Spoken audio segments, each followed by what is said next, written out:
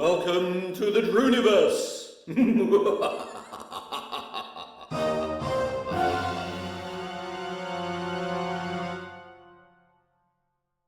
No, he won't. Ugly spirits. Drew arrives precisely when he means to. How are we all? Welcome on the welcome all to the officially unofficial Elite Dangerous Twitchy stream thing, live stream stuff with me, your host, Commander Drew Wager. I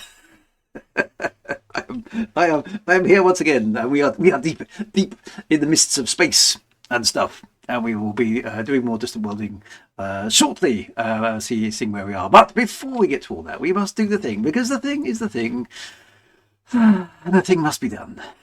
So who's first in the chat? Guess who? Guess who? Of course it is. It's Wintermute GB with a hearty 07. I've got to think though he's been having a conversation with somebody else, because I can't see that off the top of the screen, which appears to be Ugly Spirit. So I'm wondering if Ugly Spirit actually got in first. I mean, only you guys know, because it seems that OBS or Twitch or whatever it is that's doing this doesn't preserve the history. It's before that time, so I don't know what's going on. But anyway, congratulations to whoever it is. It's one of both of you for being first in the chat. Congratulations, my friend. Congratulations. So, Ugly Spirit and Wintermute GB. And there's an entry of D Pitman42. He's there as well. Good to see you. Pete_SP is there as well. Good to see you. Cyber Derby is here. Drayden Darkstar is here. The Darkstar. What is a dark star? Is that like a black hole? There's an excellent Spectrum game called Dark Star, as I recall, and obviously there's the comedy film Dark Star, isn't there? Sort of predecessor to Red Dwarf him, anyway. So all sorts of history associated with that. Who else do we have in the chat? We have Top Shot. Good to see you, Top Shot fan. Thanks for popping in. Always good to see you. The Gnordog is here. Gronda. Always good to see you too. It's nothing like a happy apidistra. Apidistra? Something like that. That's the plant he was, wasn't it? And is it an apidistra? I might be getting that wrong. Something like that, anyway. What else is going? What? I don't understand what you're talking about, Drew. Nothing new there, then. Right. So we go. Solstice Project is here. And I'm assuming in a minute I will scroll down and see a lot of to-do-to-dos. So I'm anticipating plenty of those. Good to see you. Gorman 2040 is here as well. Fantastic to see you. Have Boo is here with the customary 4 thumbs up, 1 for every syllable of his name. That is good to see. Commander Burn is here. Mima Metal is here as well. Good to see you. Thank you very much. Alexander Corbin is here as well. Doom go the drums. Or something. Protomaniacs is here as well. Round_001 is here as well. Good to see you. Oh, the Harkonnens are here. And it's a special event. No, it's not the long-awaited invasion of Arrakis. It is apparently is the Arrakis' birthday, so happy birthday to the Arrakis. I obviously don't know the real names of any of these people, but anyway, happy birthday to the entirety of the planet Arrakis. I hope you're having a good day. Fantastic. Good to see you as well. Commander Silent Double D is here as well. Good to see you. Thank you very much for popping in. Enigma-ish is here on a scale of here to Enigma. Is very much on the Enigma end of the scale. Andy P783 is here. That rhymes. Very important to say. So here come the to-dos from Solstice Project as expected. Good to see you. Now, incidentally, actually, we do have the Harkonnens wishing Arrakis a happy birthday, but I haven't seen Arrakis in the chat. Are they here? I hope they are. Anyway, we'll find out in a minute. Glandrel is here. 07. Thank you very much for Commanders. Dayglow Weeble is here as well. Good to see you. Oh, there we go. Arrakis are here. Fighting off on the birthday well-wishings of the Harkonnens, one presumes, but obviously having a good time. So thank you. Well, I mean, well done for popping in on your birthday. I mean, surely you've got better things to do than listen to me on your birthday, but I'm glad you're here anyway. Happy birthday to you. Gorman 2040, I think I've already said that, but hello again anyway. Good to see you. Andy Pipkin is here, and he's reached a 10 stream streak. Good for you. The Funny Asteroid is here, because it's never a good space game without a funny asteroid. Eridan Dundragon is Dundragoning for the day, and is here with us this evening. Good to see you. So we have Gaspar is here. Commander Gaspar. Right, Commander, good to see you. More to-dos, as you would expect. Cyber Derby's here. Electro Ace is here as well. Yes, we are far out in the black with the Distant Worlds 3 crew at the moment. Who else do we have? I think this might be it almost. D Pitman 42. I think you were right at the beginning. So that's good. Gronda from the Gnardavarg, always good to see. Darkstar was John Carpenter and Dan O'Bannon. Yes, that's right. I am remembering it now. It's an aspidistra. That's better. Not an apidistra. Aspidistra. I'll try and remember that. And happy to do to you, says Solstice Project. Anyway, happy birthday to the Arakises. Commander Chiron is here as well. And Arrakis says they're having a good day. Fantastic. Good to see you. Is there anybody here? Daddy Hoggy's here. Hello, Daddy Hoggy. Good to see you. Wave to Daddy Hoggy. Good to see you as well. Fantastic. We all have better things to do. Why are you here then, WGB? Come on. Answer that question, man. Right, Haunted Loaf. Oh no, I missed the I can do the bagpipes again, you know. It's just a button click away. Don't tempt me. Don't tempt me. I'll press the button. I will. No, I won't do that to you. That would be me. Right, so I suppose we should get waffling. Let's do that thing, right? Brace yourselves, my friends, because you know what's coming up.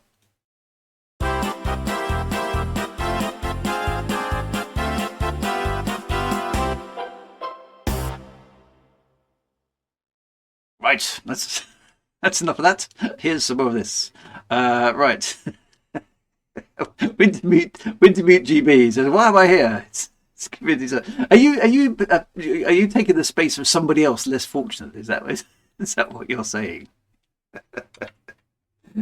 We've already discussed this. Wintermute G is one half of Statler and Wardle from the Muppets, so we haven't quite figured out who the other one is yet. But there've been some pretty strong contenders. Let me tell you.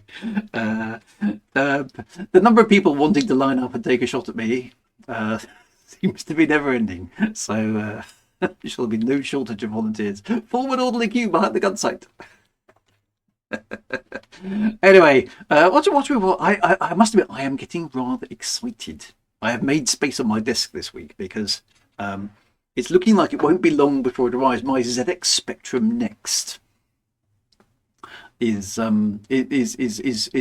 fairly imminently due, possibly a month, possibly 2 months away, I suspect at the moment. But I'm sort of planning for its arrival. I'm unduly excited by the arrival of my ZX Spectrum Next because it's sort of vicariously going to allow me to relive the 90s. Now, the 90s is a curious time for me because I started work right at the beginning of 92, I think it must be. It's a lovely long time ago. By desk, do you mean bin? No, I mean desk. It'll have a place of honour. I don't know if you can see this. Let me. I'm going to have to switch off the AI screen thingamajig for a moment. Hang on a minute. Let me switch off the virtual background. There we go. Look, this is my study. Okay, so I'm going to give you a quick tour because why not? So here over here is the keyboard stuff, right?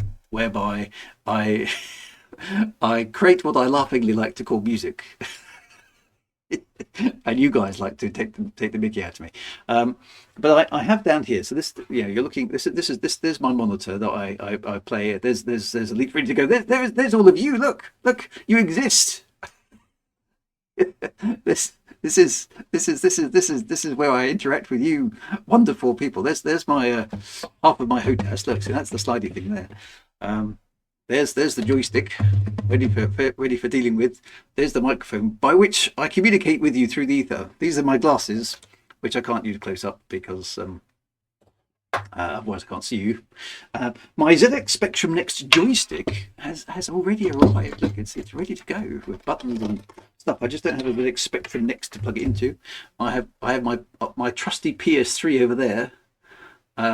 Which is all set up for various bits and pieces, and over here I have my Picade, which is an awesome machine, which I'll find a way of demoing at some point. Put a camera on it, which is it's got all my kind of MAME and all those kind of other bits and pieces on it.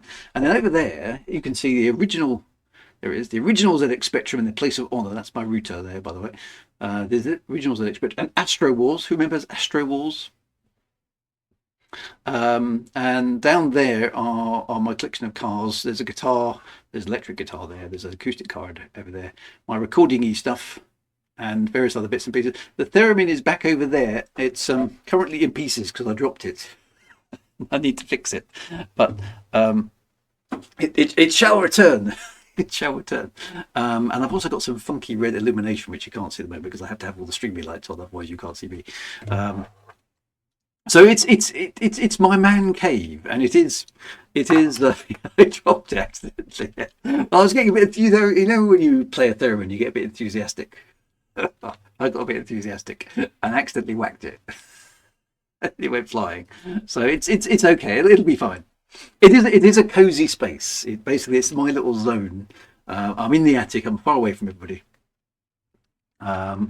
Gnolvark says, in my dog pick, there was a 60s style tape recorder in the giant reels. How long have you had that? That's effectively on permanent loan to me by a friend of mine.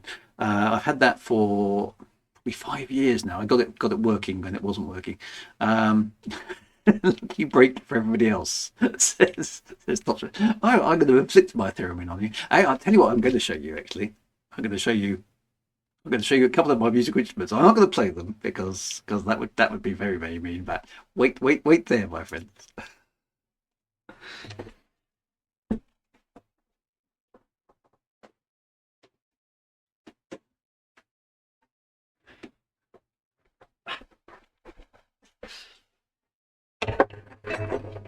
Clonk, clonk, bang. There we go. So, do I have my PS3 set up as a media? No, I just play retro. Well, I don't think of them as retro games, the PS3, but it's it kind of is now, isn't it? So first things first. Look, I have my trusty clarinet. So yeah, there's one instrument that goes along with the where's the piano? There we go. It looks enormous if I do it like that. Doesn't it? Looks like a trumpet, but it is in fact a clarinet. So yeah, so I got that for recording clarinety sounds, obviously, because that's what clarinets do. I also have, and I haven't started learning this yet, but I do have the chords for it. I've got a ukulele.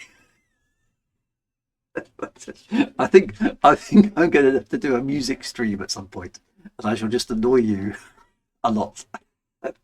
I tried to play this. This is curious because I can play the guitar reasonably well. Yeah, I can strum along to a few things and pick a few words.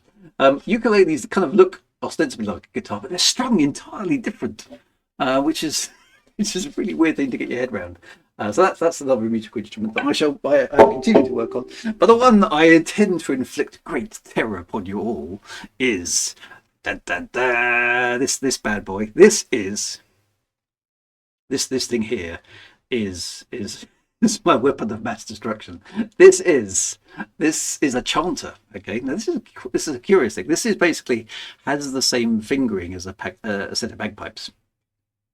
So if I can learn to play this, technically I can learn at least the fingering of the bagpipes, not all the mechanisms, but can it be?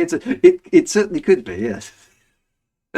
So if I can learn that correctly, then at least I've got the mechanism to learn that backwards. This is a very curious instrument because I assumed it was going to be like the clarinet, and it's not. So for those of you who don't know, a clarinet is played with a reed. I don't know if you can see that too clearly on the screen, but it's a reed that connects to the top, and it vibrates against both you, i.e. your lips, and the top of the instrument. That's how it gets its sound. Sort of like this. I'm just going to play you a couple of notes just because I am.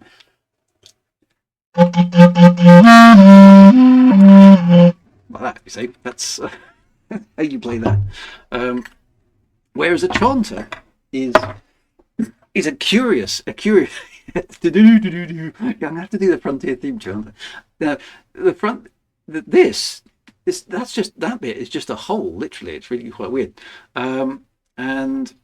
But the reed is curiously embedded inside the main body of the thing. So as you're blowing in this bit, your breath is going through this resonant tube here, and then making that bit there vibrate, which then comes out the bottom there. Unfortunately for me, and fortunately for you, is the technique for getting a noise out of this is entirely different than getting a noise out of this. Now this I know how to do, but this, nah, not yet. At least not reliably. So that's a good point. If you want to sabotage somebody's bagpipes, just in case the situation ever happened, right? You don't go for the top. Okay, you need to go for the middle. You need to take this bit out, right? And then you need to extract the reed, and then you can put it back together, and you've immobilized the bagpipes. Top tip, okay, just in case it becomes useful at somebody at some point in the future. Okay, so there you go. a brief tour of the music making capabilities of Drew's studies. So yes, to be honest, I generally use the keyboards to work things out, and then I turn that into other things. So that's the way I work. Most musicians do that, actually. Not that I'm saying I'm a musician, but most musicians do work on one instrument and then work out what the other one needs to do. So yes. So if you need to immobilize some bagpipes, now you know how to do it. Orchestral maneuvers in the attic. Right. So anyway, that's enough of that. Was that? So yeah, I've got quite a bit of learning to do, but it's fun. Yeah, it's good to have projects, particularly as you get older and you can't do so much other stuff. It's quite good. So that's all good fun. Right. Let's do some Galnet because we can. Are we ready? Where's the Galnet button? There it is. Here we go.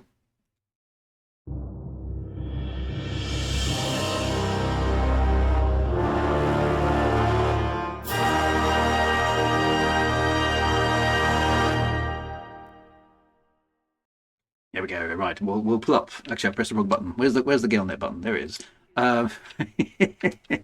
Orchestral maneuvers in the attic. Andy P says, except you haven't, as the bag itself is a bellow, so pumping it can make that. Now, this is interesting. I haven't explored all the mechanics of a bagpipe yet because I haven't got one. But as I understand it, on the chanter, the one I've got, you obviously are blowing straight into the reed, and so your breath is making the noise. Whereas on the bagpipe, what you're doing is you blow into the bag, and the bag inflates, and then the bag provides, by compression of your arm, provides the flow to all the other things. But they're all reeds, okay? So normally your bagpipe has multiple reeds, and then one that you can actually play a melody on. So they sort of play chords, which is why most Scottish music is always in the same key, because your bagpipes are tuned for that key. That's how I understand it anyway. So to immobilize the bagpipes, you have to remove multiple reeds, okay? Just be aware. So there we go. Yeah, orchestral maneuvers in the attic. Protomaniac says you are a musician, Drew. Well, that's very kind. I'm a dabbler. I can't really read music all that well. I tend to play by ear, which isn't bashing your ear against something. It's actually going, oh yeah, that's how that goes. So my knowledge of theory music is probably lamentably bad, but I can usually listen to a tune a few times and then go, oh, I can play that on the piano. That's just one of those things I can do. But ask me what I'm actually playing in terms of technicalities and notes, I wouldn't be able to tell you. I just kind of know where things are. Designer 1900 says, I tried learning acoustic guitar, keyboard, and the djembe at one point. I used to have a wooden flute and a harmonica. Okay, well, I haven't come across those ones. Wintermute has 3 secret weapons. Do we? What are the secret weapons? Nobody expects the Spanish Inquisition. Didloaf says, blessed confirmation that he doesn't currently have bagpipes. It's still time. Yes, you can come and assassinate. Encourage me to retire early, I think is the phrase. I make music on dead lamb twice. Yeah, that's what I said. Yes. Reading music isn't a requirement, just making it. Well, there we go. Mozart couldn't read music either. Could he not? I didn't know that. Music usually does not make your ears bleed, though. Bagpipe. And Protomaniacs has a master's in music. Oh, I bow down to your great authority then. So I must admit, I do like mucking about with old computer music. So MIDI particularly appeals to me because of the piano roll thing, and being saying I want to turn that into bassoon or whatever. I quite enjoy that. And I must admit, I've been sucked into. This is still waffle territory. Actually, here we go. Sorry, this is going back. This is still waffle territory, but I do have. I've got an application here called. What's it called? Artex thing. This allows you to make music for older older 8-bit computers, including the ZX Spectrum Next, right? It allows you to simulate the AY, whatever chip that is that's in the Spectrum Next. So I have been playing with it. Let me. Yeah, yes, this will be bad. But where's the thingy? I need to add a source. Just window capture. Here we go. Let me show you this. Because why not? There we go. That's way too big. Let's make that smaller. So this allows me to import MIDI files, i.e. stuff I've already composed in MIDI, and turn it into AY3910, whatever the chip is that's in the ZX Spectrum, which is way more primitive than the ZX than the MIDI file can deal with. But I can play around with it, okay? which is the point, and I have been. So I don't know if this will come out, but this is my my version of, thus far anyway, of Axel F. I'm hoping this will be so bad that it won't trigger the copyright censors. It almost certainly won't, because it's rubbish. Now, but this is absorbing quite some of my time at the moment because it's just randomly cool. And so yeah, so behold, Axel F played on an 8-bit computer.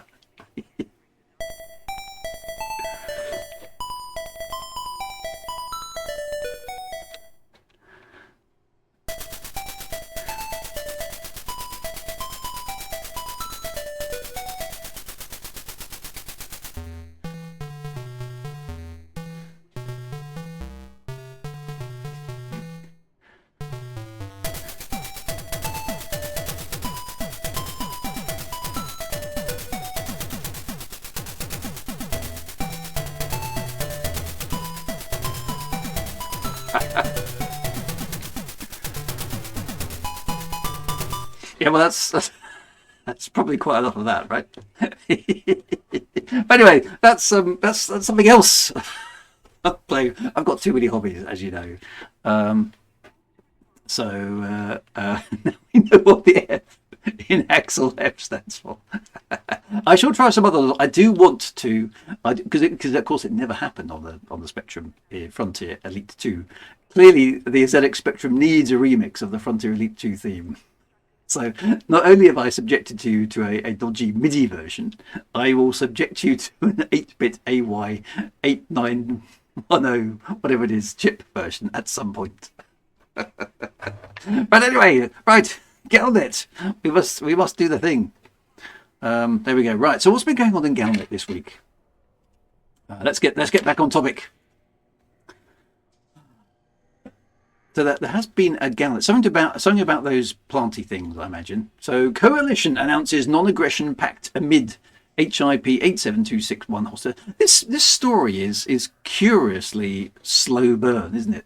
I mean, I know all Frontier stories are curiously slow burn, but this one's particularly slow burn. I mean, it's simply about an unusual plant so far. But anyway, let's. Everyone seems to be going on. Oh, there's an extra one, is there? Okay, the 28th. Oh, is that one come out as well? Okay, hang on. Let me get that one. There we go. Okay, so let's do it in the right order. Read the other Galnet first, says Winterbutte TV, shouting a lot. Right, genetic study of Radicoidea unica, or unica. I'm going to go for unica. It's easy to say. Is released. The first publicly available study of Radicoidea unica. So should that be capitalized or not with the U? I don't know. They're not being consistent, are they? Has been published following heavy pressure from the exobiological community. That plant, a huge plant unique to the HIP 87621 system, has attracted intense speculation over its properties and applications. It has been deemed worthy of prolonged military action by major powers seeking to establish control of territory around the system. Dr. Roy Casimir, chief researcher at the Holloway Bioscience Institute, has released a study of Radicoidea unica based on data provided by the October Consortium, which currently claims legal ownership of HIP 87621.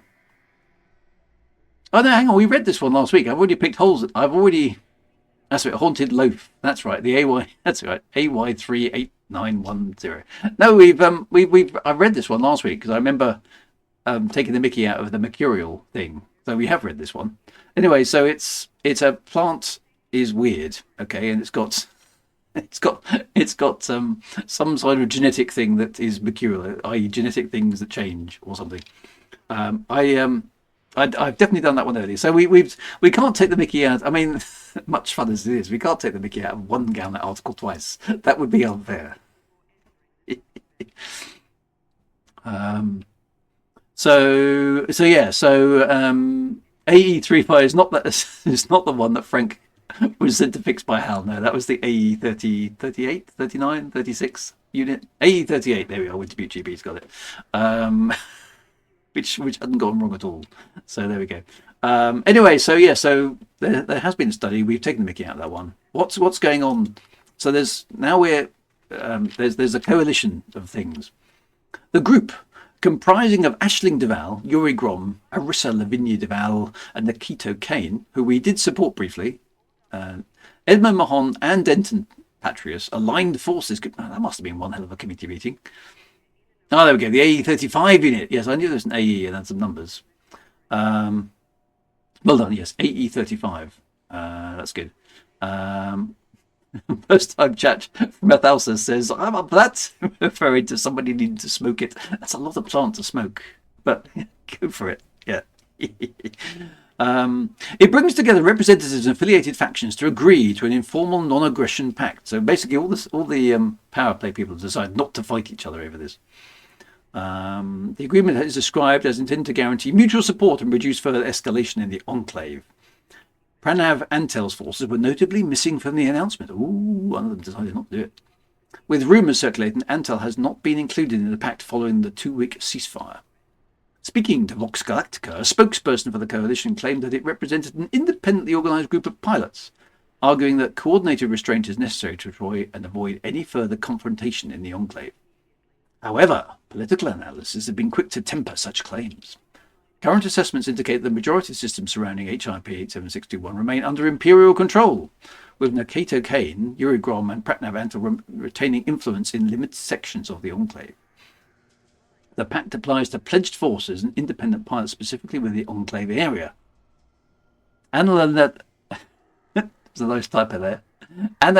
Analysts. What do you suppose an analyst is? Do they not even do a basic spell check?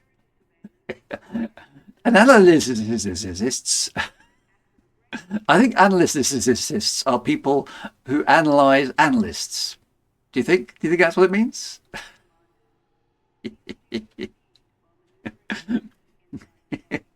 Anyway, analysts suggest that an ulterior motive for the pact is to allow renewed focus on conflicts within the core systems. Oh, they're going to fight somewhere else. Excellent. War correspondent Ernesto Rios commented, the non-aggression pact introduces an unexpected variable as large-scale engagements in the enclave appear to be winding down. It remains unclear how this arrangement affects October Consortium's authority within the system, or how long these coalition pilots will maintain their discipline. Questions also remain regarding the Imperial government response, particularly given the agreement was reached independently without direct instruction from the Emperor when strategic dominance appears within reach. So that's interesting. That is an interesting angle, actually, because Denton Patrius, where is he nowadays in the Empire? Isn't he still a bigwig in the Empire? Because he's part of this consortium, which seems to be at slight cross purposes to the Empire itself. Although fighting has largely subsided, sporadic clashes continue in outlying systems. With growing scrutiny over Radicoidia Unica's recently reported properties, observers caution that the current lull may prove temporary and the threat of wider conflict remains. Bum, bum, bum. It is quite a long one, actually, isn't it? It is a long article. So, yeah. They get... so, yeah, I don't know. So yeah, anyway, so stuff is happening back in the core, whilst the main focus of virtually everybody is far out in the distance in Distant Worlds 3. But anyway, that is going on. Oh, yeah, I don't know. We do know what analysists need to be, though. That's a new word that's been invented. Maybe that's a new occupation in the far distant future of 3400 and whatever we're in. No, 3312. There we go. So yeah. Basically, I predict more conflict is going to happen. So there we are. You guys still arguing about music for some reason. Come on, that was 5 minutes ago. What are you talking about? Right, that's enough of that. Let's go and have a look in the game. Find out where we are. Find out what's going on. Thanks for watching. I don't want to press that button yet. I want the playthrough button. Here we go. Are you ready? Brace yourself, my friend, for more musics.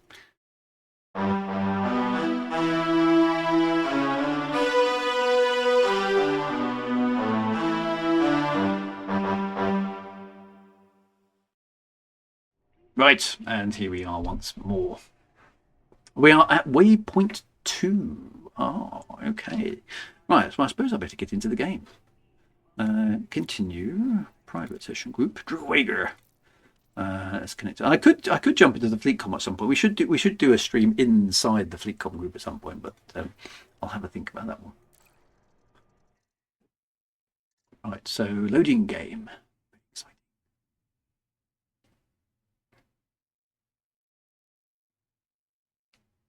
Now, are the fleet carriers still jumping around like they have been the last few weeks? Is that still going on? Okay, well, I'm definitely on the fleet carrier, which is reassuring. Which way am I facing? Hangs that way. Okay, the Odysseus is what? Just arrived at waypoint 2. Okay. So we ought to take a look at the distant worlds. Oh, there's a beautiful. We'll come out in a nice spot here. Look, right inside. Oh, that's not a bad view, is it? A neutron star. Very cool. Sorry to report, but the FleetCom group is a bit flaky, is it? Okay, so we're here at waypoint 2. Let's find out exactly where that is by pressing this, doing that, clicking that, and pressing that. Here we go. We are in the middle of a. No, sort of, yeah, it's a middle of a. So where is that? Okay, so a few of my friends are around over there. We are miles away from the center of the galaxy now, aren't we? We are. Okay, literally the opposite side of. That's a long way. Opposite side of the core now to the core worlds, or the. Okay, so this is the Selder Witch Nebula. That sounds like something we should go and have a poke around in.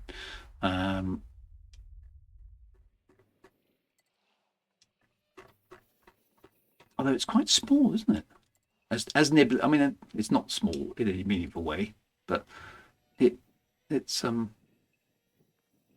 only one system. You can either look at it from outside or you can look at it from within.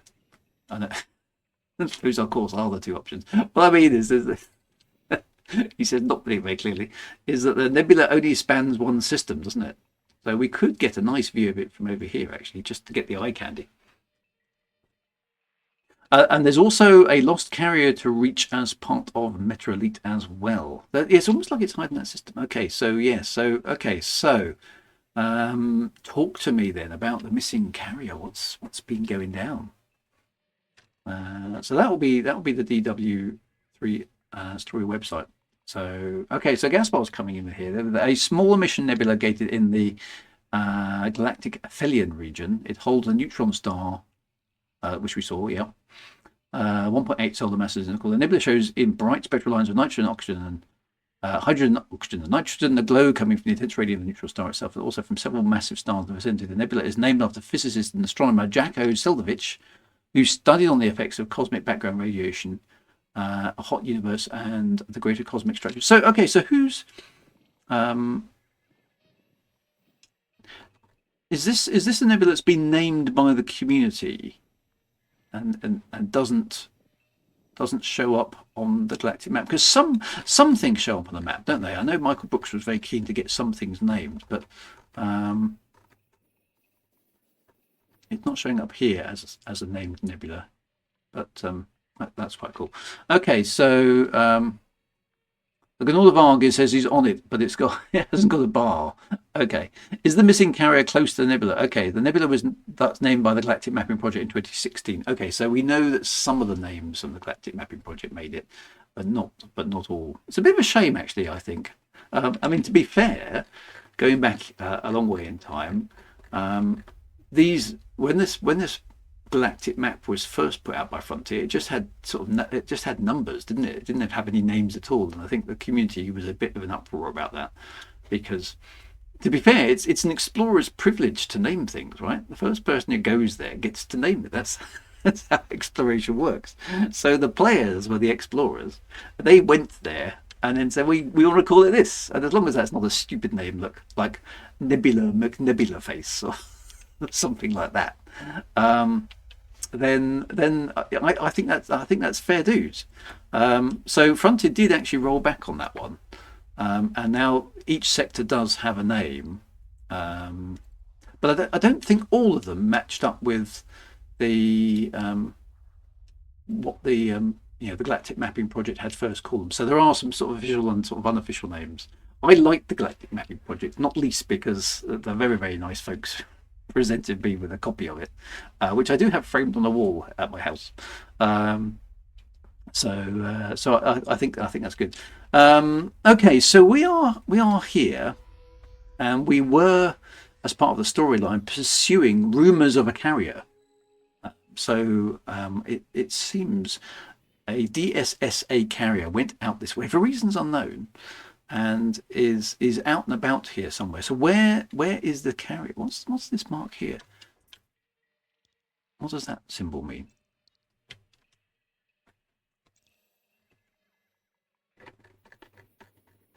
Whatever it is, it's a long way off.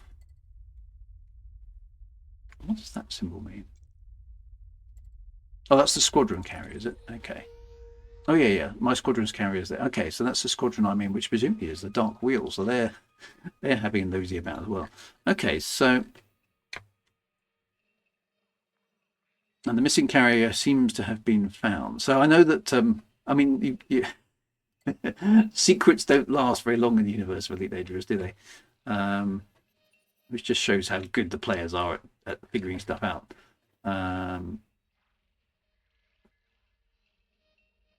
So the missing carrier. So okay, so if we want to go and see this carrier, I want to have a fly around this nebula first. But where do we go for the carrier?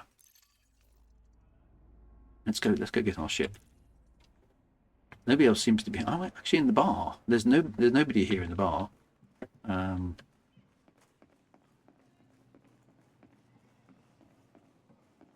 I been abandoned? Everyone's gone. There's nobody on board the Odysseus. There we are. There's the sector. Okay, let's get to my ship. Find out what's going on. Let's have a look around this system. I do want to see what I love. I'm a sucker for a good nebula.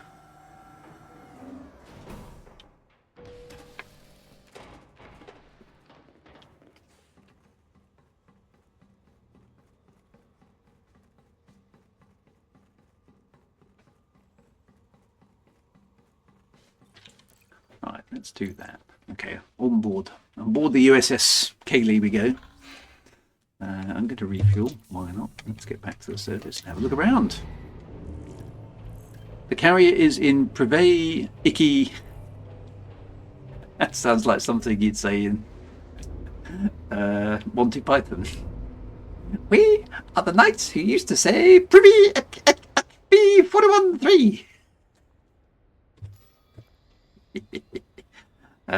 We've got the Odysseus bookmarked in case we get lost. That's good. Okay, so where was this? We are. How far away is this going to be? Of course, is it something we can go and visit on stream? B41-3. Ooh, it's quite a long way off. Oh, somebody's there. Who's a friend is present in this location? Who is it? I don't know. Right, if I'm going to get there, we need to use root neutron jet cone boosts. Yeah. How can it figure a way out? Okay, we can do it in 16 jumps. We are the knights. Who's saying it? I'm still not close to waypoint 2. I'm barely left waypoint 1. Okay, we'll head over there in a minute then, because we can do that given that we've got neutron boosts on this this ship. Let's launch.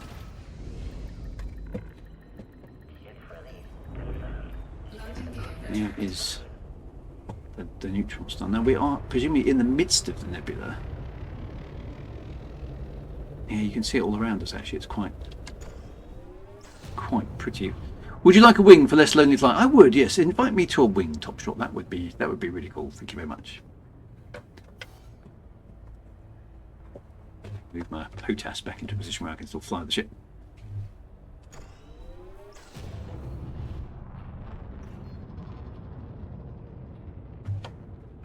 Frameshift drive charging. There we go. 3, 2, 1. I think we'll take one little hop over to that system outside, just so we can cut the nebula. Because the thing about nebulas is they are quite cool, but they look better from the outside in rather than being inside them. Because all you've got here is a sort of diffuseness of colour, which is all very well, but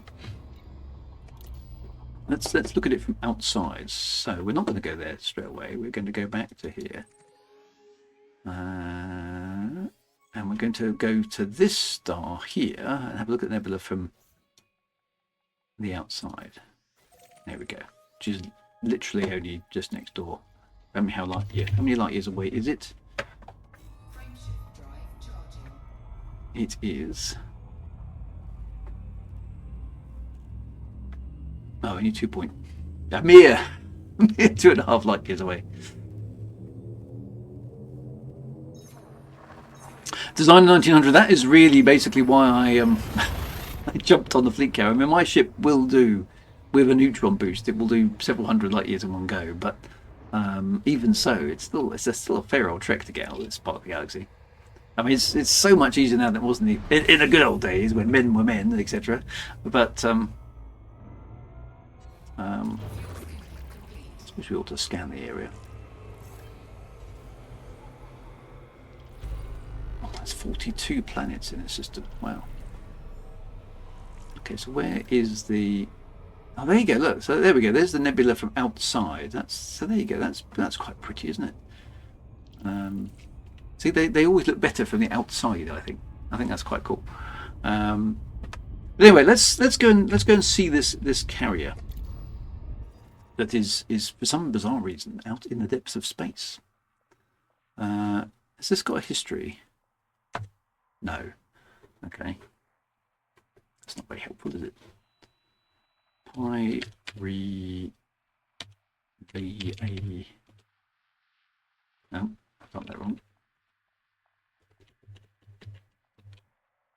ECK B41C. There we go.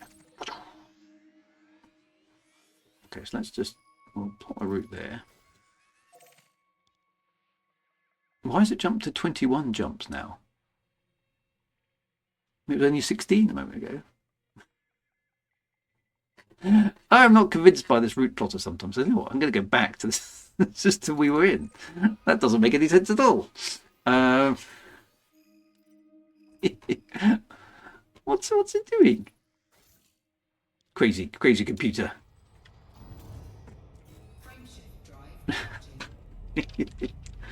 This is the purpose of the bubble I've ever been. It's in some ways it's nice out here because the only people you're going to meet are sort of like-minded folks. You know, it's very. I mean, you might get some gankers out here, but they've got to be pretty darn determined.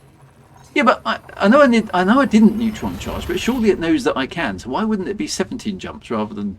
Because it was 16 from this system.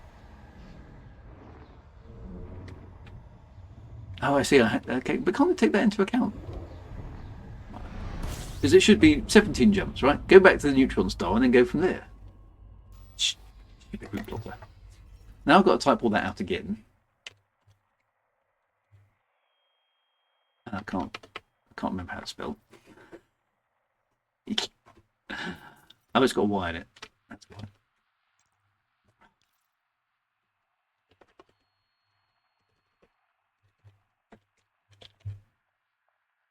I do remember at the Frontier Expo going to one of the seminars which explained the naming convention of all of these systems, and it was very, very, very impressive. Unfortunately, I can't remember any of the detail.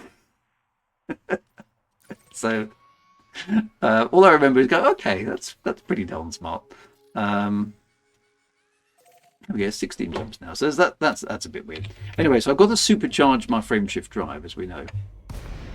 Oh, and I've just come out of frameshift. That was a stupid thing to do.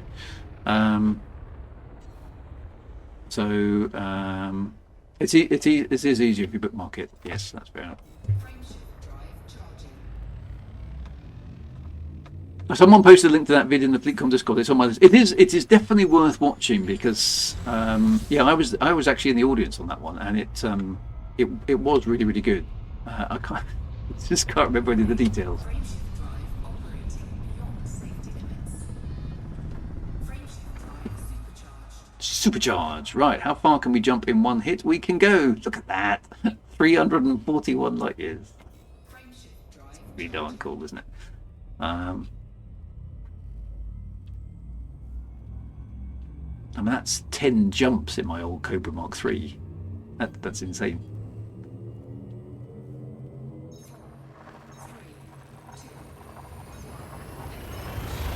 So as we jump further and further into the void,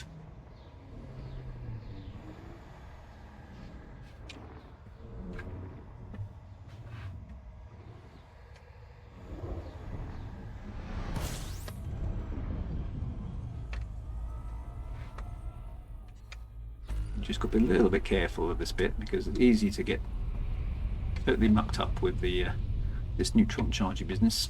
Frameshift drive operating. It's very pretty though. Frameshift drive. Here we go. Done it again. I'm getting good at this, he says, completely overconfidently. 413 light years. We're chunking across huge tracts of space. 700 light years. We've done 2 jumps. Forget having a fleet carrier. All you need is a Caspian Explorer. It really does jump across vast amounts of space, doesn't it? It's such a fast way of getting about.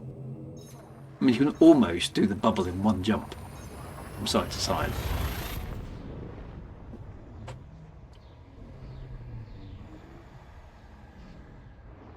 What do people think of? And I must admit, for me, it's a massive time saver. So I'm entirely in favour of massive long jump ranges. Yeah, just meet me there. Top Shot's probably the best thing because you're not guaranteed to have the same jump range as I am.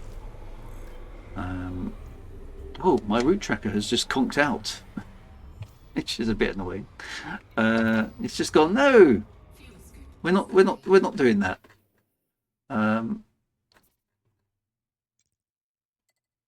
For space reasons, it does this to me every so often. It just decides, no, not doing that. So yes, obviously there's not a neutron jump here. Maybe there's something weird in this part of space, or is that just a bug? Who knows? Mine did that as I left the nebula and then took me back to go forward. So, well, which sort of makes sense.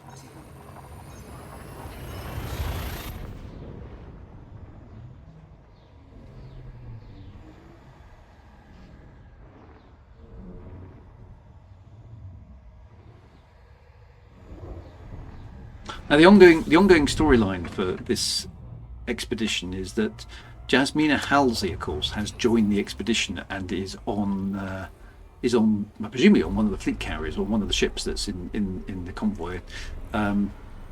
She's had a recurrence of her visions, and something is triggering those visions while she's out here, and clearly humanity has also been out here in some sort of weird sort of way in the past, because there's this missing DSSA carrier that has now been located by Distant Worlds 3 explorers. So clearly there are lost ships and shenanigans in play in the universe of Elite Dangerous that we need to get to the bottom of. Why is there a carrier this far out? Who sent it? Why is it there? What was it doing? What was its mission? Etc. Etc. Etc.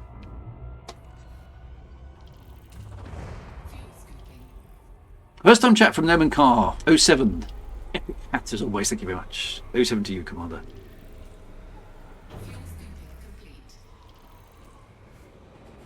This is my streaming hat. It's got special properties. Okay, it deflects hostile intentions.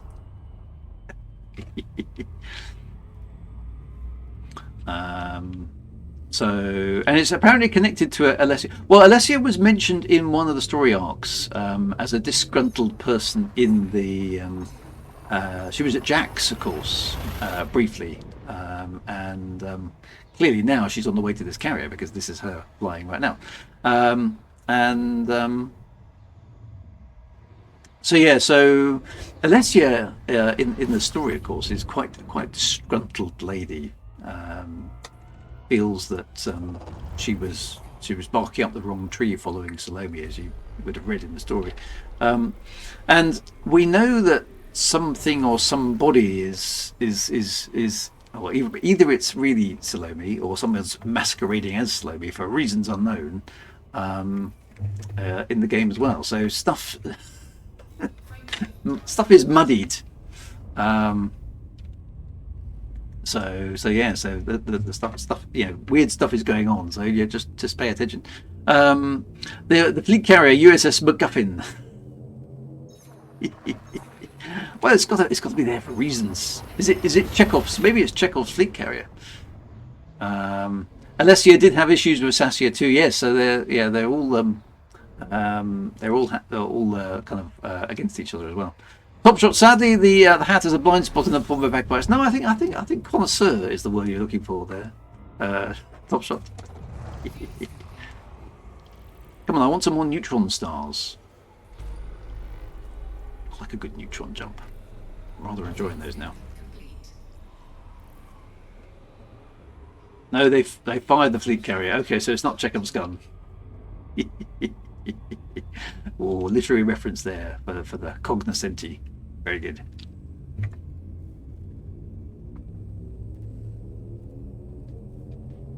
Oh, I've got the classic Wager joystick drift again. I mean, I think my dear Thrustmaster T16000M, strange name. It's been with me as part of my Elite Dangerous Flying and Star System and No Man's Sky and all the other space games we've been playing for years on end. It's still going. It's a tough old bird, but I do wonder if it's beginning to wear out. So I might need to think about getting another HOTAS at some point. The trouble is, it's very limiting for me because I'm left-handed, as you probably know, and trying to find a joystick and stick combo that works for left-handed people is a problem. There aren't very many options. I mean, this Thrustmaster is one of the better ones because at least with a joystick I can rotate it. You can actually dismantle it and spin the parts around, and they're designed for left-handed people. So that's good. But the throttle bit isn't really designed for left-handed people. It can't be easily reversed. So I kind of had to. It's designed for the buttons to work with your thumb, of course, but it doesn't work with my thumb with me. So I'm using my little pinky to press things like the undercarriage button and all that sort of stuff. So yeah, options are limited on that sort of thing. For us lefties, us superior beings. D. Pittman says you're a big time streamer, have I? I'm not sure those words mean what you think they mean. VKB should sponsor you. VKB. Oh, hang on. So is VKB? What's VKB? Everybody's thinking VKB. What the hell's VKB? They have a left-handed. They do have a left-handed. Oh, I'm going to look that up. I haven't heard of them. Or maybe maybe I'll try the big-time streamer.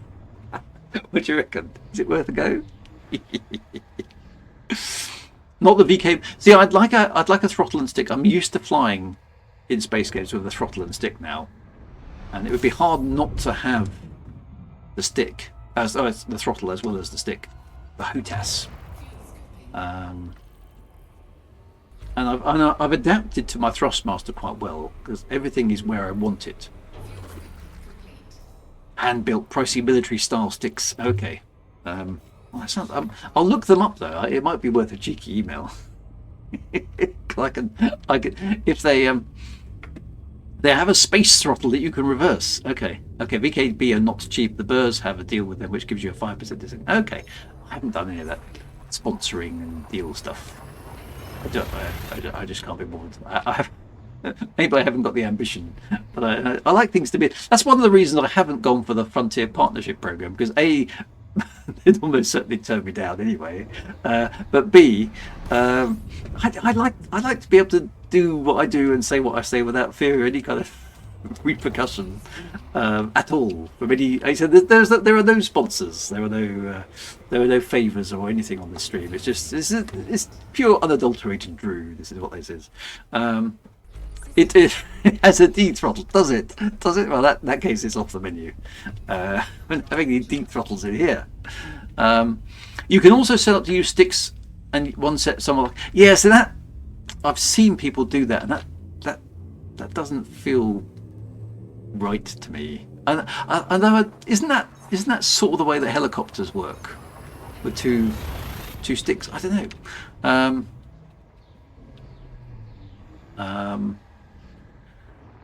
It came out right after I bought my dual sticks. Yeah, see, I think I'd struggle with dual sticks. I like the throttle control. You can always apply and then fight them. You have an army. I suppose that's fair enough. You can say what you want on the Frontier Partner Program, can you? Are you sure about that? I think I've probably left it a bit long. To be, I mean, what do I get, or what do you get? What from the Frontier part? Is it just things like Twitch drops? Because I mean, you guys surely watch enough streams to get all the free paint jobs and stuff. You don't need me to do that as well. Is there any other benefit to being in the Frontier program? Helicopters use a cyclic and collective stick with pedals. Excellent. I don't know what any of that means, but it sounds very complicated. Oh, Andy P's got a mauve adder. That's not good. I get a cool jacket, do I? Oh, you get some merch, do you? Do you have to wear it on stream? Would it clash with my hat though?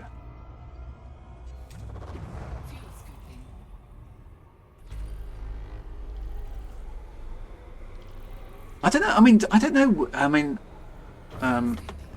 I mean, I get regularly sort of 50 to 70 viewers on my Elite stream. Yeah, I know. Maybe I'll get a replacement hat badge. Maybe it'll be worth it for that. Can I have Elite badge, please? I don't know. Where does that put me in the pantheon of Elite stream? It can't be near the top, surely. I mean, there must be Elite streamers out there with hundreds of viewers, surely.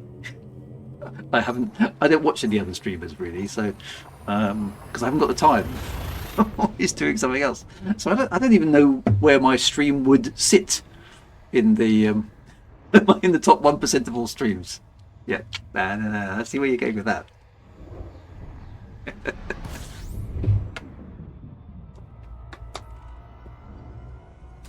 I mean, maybe there aren't so many streamers streaming. I mean, there are quite a few. We always find them online, don't we? So, anyway, are we there yet? Oh, we're in the right sector now. We're in the PVV sector. How many jumps have I got to go? 3 jumps. We're almost there.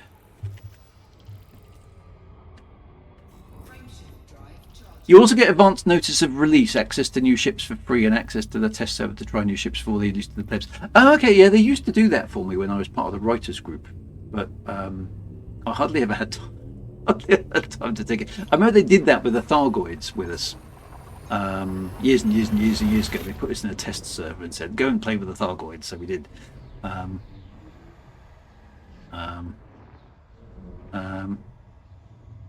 Okay, you're the top. I'm the top streamer in this category.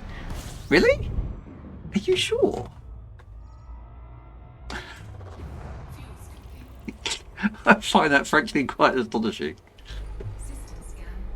Is that just at the moment though, as in live, or that can't be overall? That's insane. There must be other streamers out there doing. Oh, right now, okay, yeah, that makes more. It makes more sense. But there used to be a lot more. I mean, what's happened to? I mean, people like Brother Sabathius was the one who was, I think, most popular, the highest. Definitely the top lore streamer. That probably makes sense. The criteria FDev uses is based on how many hours you stream per month. So that for me would be about 8 or occasionally 10, depending on how the month works. Is that enough? I mean, who can claim having wrote official stuff and actually worked with FDev? Well, that's fair, but who also can claim having some of their stuff pinched by FDev and tended to cat and accidentally? I'm much more proud of that. Exegius, yeah. So Brother Sabathus, Exegius, Lave Radio used to stream. Who else used to stream? There was another lore guy whose name escapes me now. I can't remember. So yeah. So have they sort of dropped? Have the streamers sort of dropped off Elite over the years? Lave still streams. Okay, I thought they were still about. I see their podcasts pop up on my Twitter every so often. Sebastian does still stream. Okay, none of them have a hat though. Well, I mean that's where it all changes, isn't it? Right? Are we? I think we're here. So presumably, somewhere in the system map is there's a planet and SOS, DSSA. Oh, Exegius disappeared shortly. I mean, a lot of us disappeared after the Odyssey release. We tried, but it just couldn't stand it anymore. Okay, so it's a little way off. Ooh, it's got a funky new design as well. All the awesome intro music. No, I mean there are things that set us apart, aren't there? To be honest, I hadn't realised that you got access to cool stuff in game earlier. Deploy your meta lens. You get XP for docking it. Oh, okay. So, okay. Let me stop then. I'd forgotten about Metrolite. Where is Metrolite? Here we go. Metrolite app. Okay, so it's probably just gonna. It's just. Oh, it's automatically updating itself. Okay, that's cool. It would be nice for us to have you preview all the new ships. Okay, well that's. I mean, okay, fair enough. Not very many of us were happy about this. I mean, I did get fed up with it as well because it just did not work on my PC at the time. First time chat from Amateur Superhero. Sorry, I'm new here. I can confirm that right now you're at the top. That's why I clicked. Thank you very much, Amateur Superhero. Well, I do appreciate that. Hope it's not too disappointing. So, often add new feature so you can have the metal lens show in the stream. Yes, he did mention that. So let's see. It's a good test actually to see if that works. I might have to tweak some settings because I think he said I've got to go full screen with it to work. So give me a mo. I just think you need to get leave to feedback and get a small spinning thing. Okay, so for January and early February, as the FDev is taking its usual hiatus, it seems that also elite streamers seem to play other games while waiting for operations to come. So I suppose, I mean, I tend to stream on my schedule.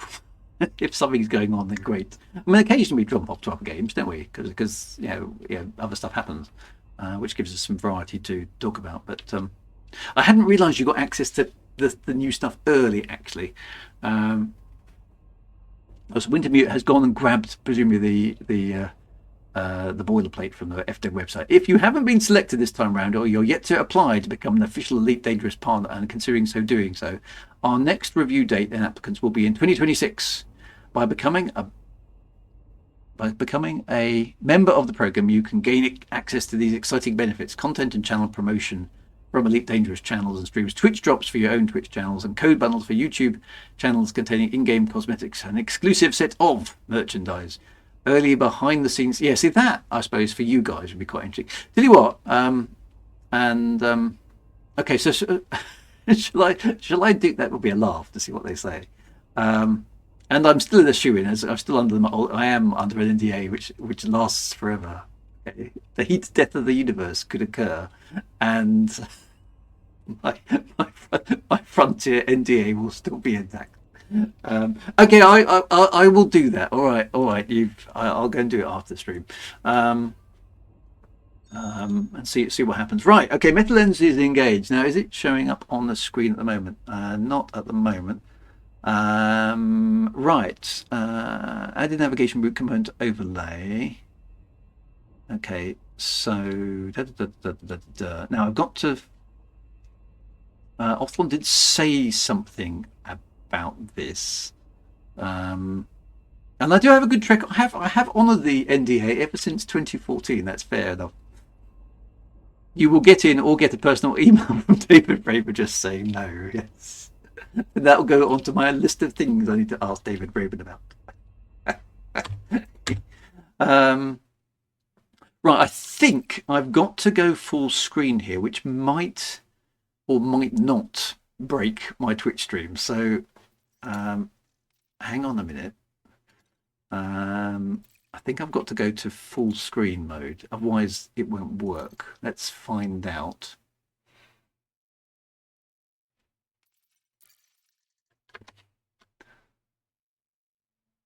So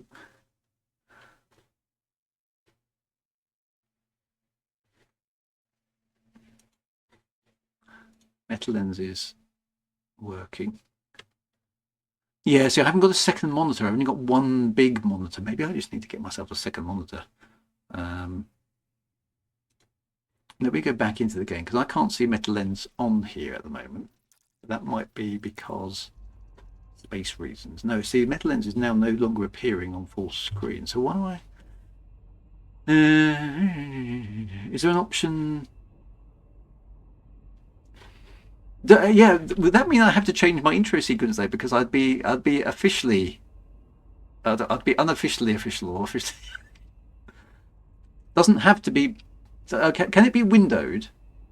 This semi-official babies. Okay, borderless will do. All right, hang on a minute. Okay, let me switch it back then because I think I've just busted it. Because the trouble is with that mode is I can't see you guys, which is there's no use at all. Graphics, right? Display. Let's go for borderless.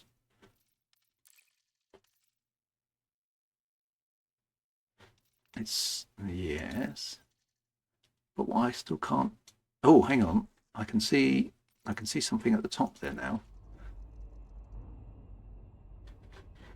but I can't see you guys.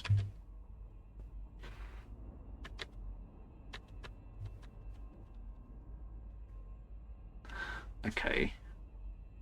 Right, now we've got the problem that the borderless is taking up my entire screen resolution, but it's stretched out, and it's still not appearing at the top. But I don't know if that's because it's off the top of the screen. So it's still, yeah. I've got a feeling. I'm going to need a second monitor to make this work properly, because I don't think I can. I don't think I can get the graphics where I need them, because you'd have thought borderless wouldn't be full screen. But anyway, it's not working the way I need it to work at the moment. Yeah, so I used to have two monitors, but when I got this humongous monitor that I currently have, I didn't really need it. But anyway, okay, so right, metal lens is working. So let me go into the campaign manager. We did Echoes of Galcop. Digging up the past for Jasmine, a curious transmission, help your fellow commanders. We completed all those. First steps to Inra. So which one are we looking at here? Let's come and visit. Metrolite. Ancient Mysteries in Echoes of Galcop. No, we've done Echoes of Galcop. Which yeah, so I've only got one monitor, but my monitor is enormous. It's 3,440 by 1,440 or something. And so for everything I do, I just have multiple windows, right? Because I just run things in Windows. DW side stories, right? Okay, so there we go. Hewley Jackie Human, right? So Rumors in the Black. That's presumably the one we need to do. Oh yeah, Lane Howard, that's correct. Right, so okay, so I can see this. It basically says on my screen, thank you, Commander. That's about what we needed. Looks like there's an anomaly in the data. It's a beacon damage, but definitely I do see it. It doesn't matter. I'll hand the data. Let's see what Brilliant One can find out. Help survey all the cake stars. That's been done. Okay, what about this one? Travel to Colonia, dock at Jack Station. Okay, so that looks in order to get the bonus. See, if a shot in the dark, I don't see that one. Just towards 3. There's the Shelter Witch Nebula one. Worlds 3. DW side stories. At the moment,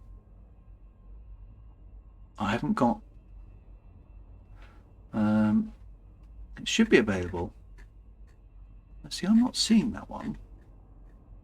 I'm seeing Hewley Jackman. That's at Jack's, and then I'm seeing Elaine Howard's mission, which is Rumors in the Black. I'm not seeing Shot in the Dark.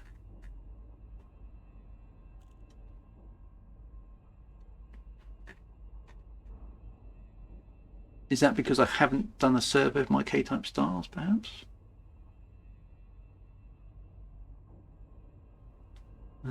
Click offered. Okay. Oh, there we go. Okay. Come and visit Metal End Initiation. No, so it's still not. It's not showing me. I wonder if it's.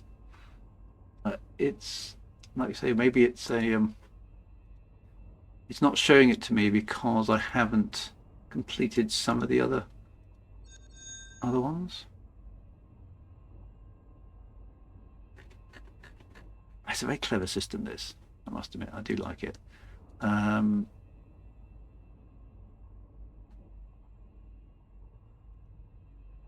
Yeah, it's not offering it to me at the moment, unfortunately, which is a bit of a shame. So I shall carry on for the time being. Let's go investigate the carrier anyway.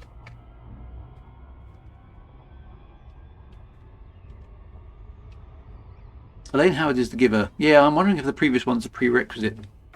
I haven't scanned any K-type stars because I wasn't paying attention to that bit. I'll try restarting Metro Elite. I could do that.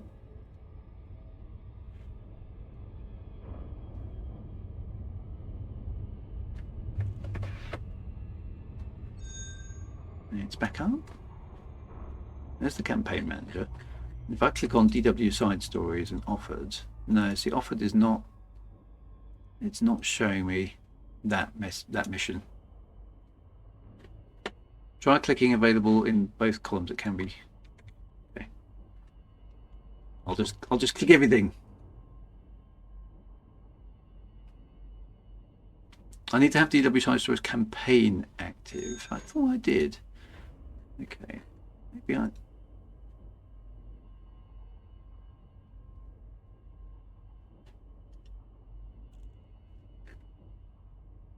Okay, yeah. So the campaign is showing up.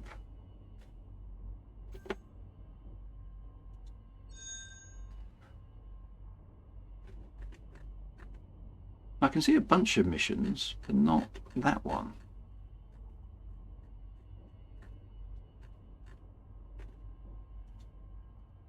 It's weird.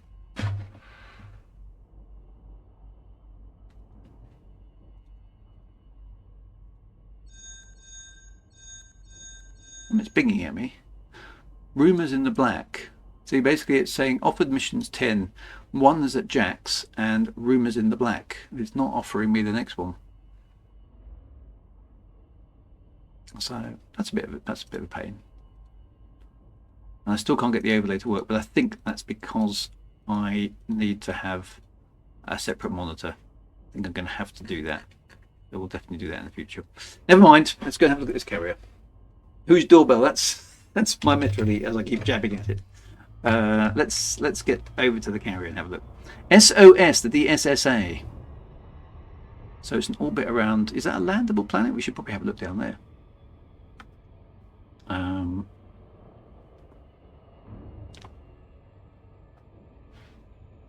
So hang on a minute. I've just lost your link to the partner program thingy. Where was that? There it is.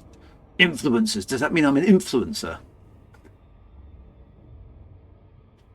If you're influenced by me, you need to go back at home and rethink your life. Okay, so this is the ship.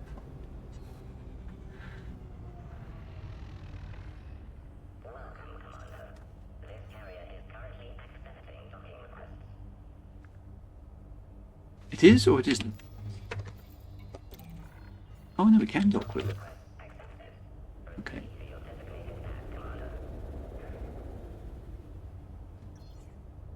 Proceed to landing pad 2. So okay.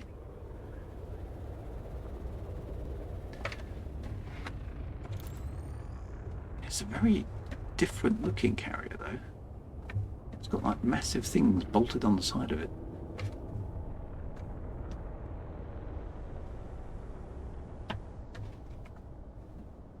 What's all this stuff here? It's like a massive vent. There aren't any there's no beacons or anything to scan, are there? Telling you what is there any clues as to what it's doing?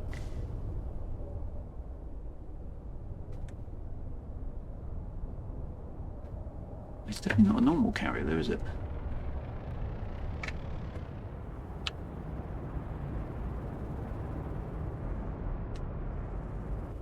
Okay, so that's the rear of it. Engines are on.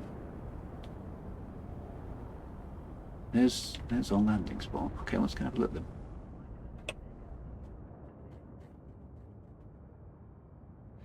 What's Trigger to find? Yeah, so they've okay, they've got like extra. It's sort of got a Galacticary-ish feel, isn't it?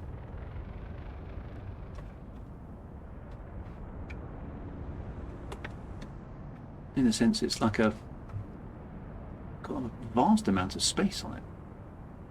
I bet the inside's exactly the same as normal, but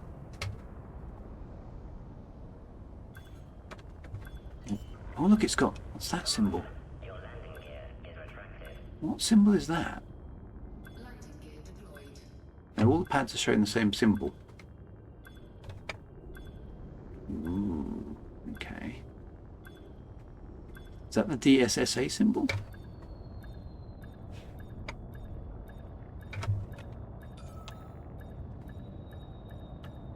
It is the squadron logo.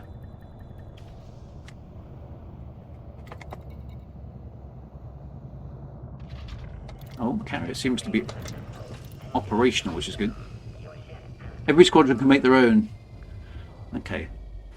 So it's like a Venn diagram of overlapping circles. It does look a bit like a Biohazard one, doesn't it? Okay, still got advertising.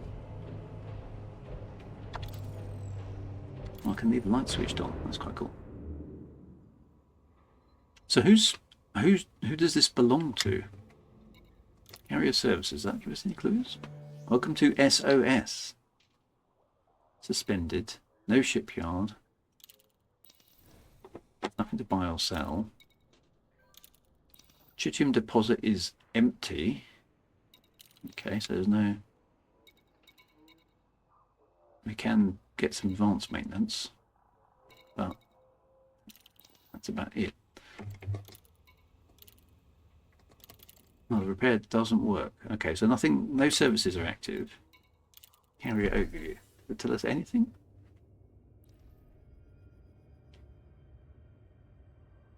Cost 19,000 credits just to keep it out here. It's almost empty. There's virtually no information about it. It's just sitting here in space. Okay, let's go and have a look around. So you can't refuel or repair here. I'll leave my lights on. Doesn't sound like a safe place to park. Okay, so there's power and the annoying computer voice is on. Is there any clue as to why this ship is here? Someone's taken the time to repaint all the walls with SOS.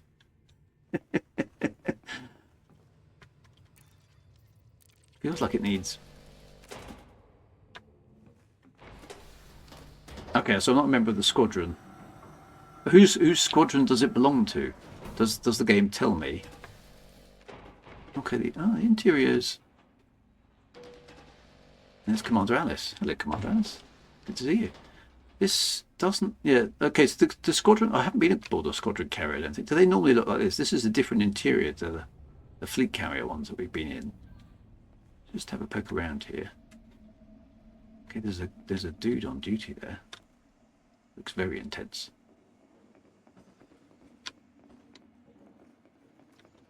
Okay. Oh, yeah, this is all different. There's a massive door here, which doesn't open. Okay. It's the vault. Okay, that's where they keep stuff. Important things.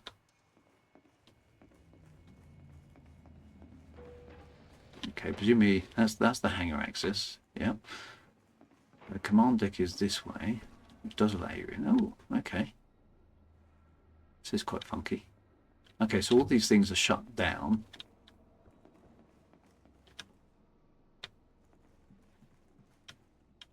This guy is asleep. There's your kind of classic shipyardy stuff, which looks very familiar. Okay.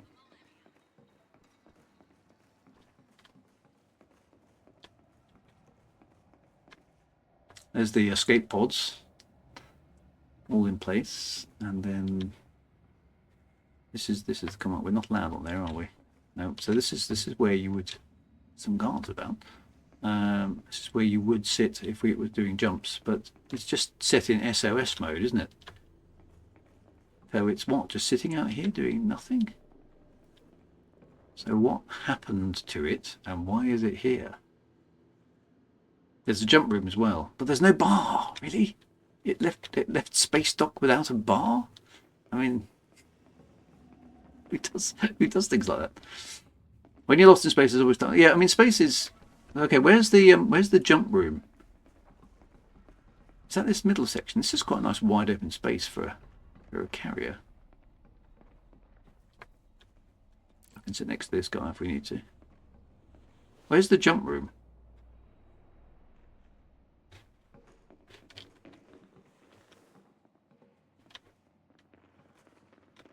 Yeah, they might have forgotten their towels. I mean, heinous crime. So these are all closed. That's the forward section. Where's bars were added after squadron carriers were released in the game. Ah, I see. So they need to be upgraded. Use the lift. Use the lift to go to the jump room. Okay, what's the jump room?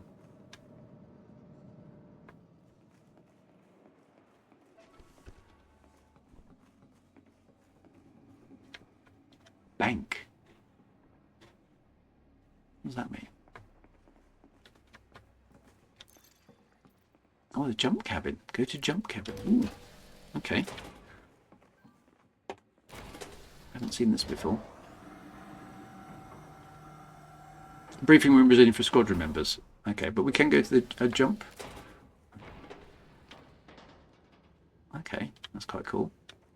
So this is where we can all sit and hang out while we're jumping. It's like a presentation room with a very quite surprisingly small screen. I thought that would be a bit bigger. Maybe LCD panels can't be manufactured so large. Well, the problem, of course, is the bars. Is that you still can't get a drink even in the ones where there are bars. So maybe it's best not to just just leave that one. So what's the purpose of this? You sit in here while the ship is jumping if there isn't room in the cinema forward section. It is a bit like a pilot's briefing room, isn't it? That's what you kind of expect. It's FAB. Drew, I don't think new generations don't drink so much. Yeah, yeah, but they still want orange squashes and cokes and things like that, don't they? Or J2Os and kids or whatever it is that youngsters drink nowadays. Now it's old timers like a beer and maybe a glass of wine or a whiskey, but surely soft drinks are still a thing, right? Okay, so this is a curious room. It is like a briefing room. Okay. Well, someone's made a passing attempt to put some plants in here as well, which is nice. It's sort of yucca plant there. Is that a yucca plant? Something like that. Which, to be honest, I can't see growing particularly well in a room that's only lit by very, very faint lighting. But there we go. It's all hard ciders and white claws now, is it? The briefing room is next to the bridge on the upper level. Oh, it's a cheese plant. Of course it is. It takes us back to the carrier stern. There is a real briefing room for squadron members, and it's quite nice. Okay, so you'd have to... So how do I find out? How do I find out which squadron this ship belongs to? Because surely that would give us a clue as to what it's doing. It doesn't, does it? It says squadron carrier. Operational status is normal, which seems a bit unlikely, given it's out here. Does it tell me? Check your left panel when you're in the ship. Okay. Let's go back to the ship.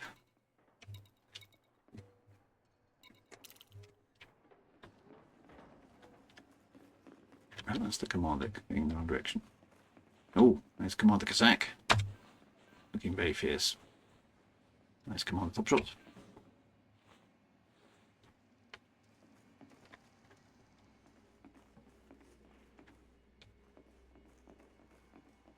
Oh, I didn't need to come down here, did I? I just need to go to lifts, which I just came out of.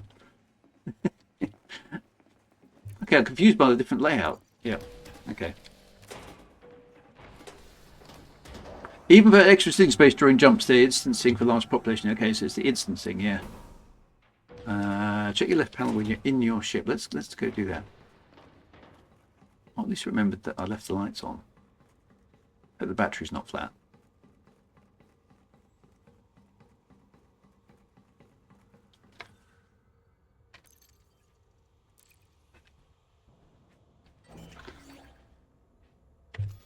Okay, so my left panel, it's saying, okay, oh, there we go, a fleet carrier. Check the system map to confirm which service is provided by the squadron is the Deep Space Support Array. Okay, the DSSA. We knew that, didn't we? So that's the squadron. Okay, docking access all, reputation not applicable. It's not planned, it's not going anywhere. It's just sitting out here for no obvious reason. Why would that be? I'm going to bookmark it just in case. Well, okay, so I suppose at least we've been here, but it hasn't really told us anything, has it? We probably need to head back to the Odysseus because I don't want to get left behind. All of the SSA carriers sit and see, but this one isn't one of the official ones, is it? It was lost, or it was never supposed to be out here at all. So it's got no fuel, so it's just sitting there. Is it possible FDev forgot to make it look more? I mean, I think yeah. I mean, maybe it's been reactivated. Maybe it's supposed to be a derelict. That would make more sense, wouldn't it?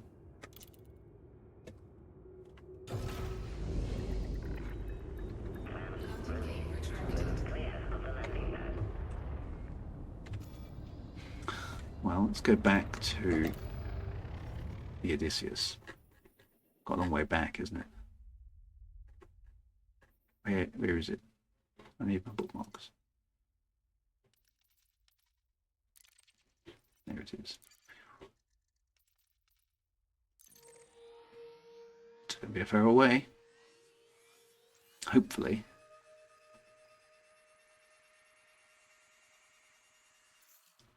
Okay, hang on. 287 jumps back to the Odysseus. I don't think that's right.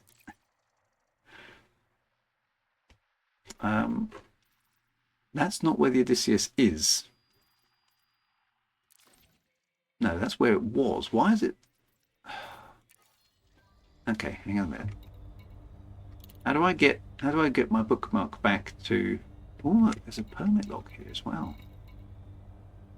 Pray to RKV.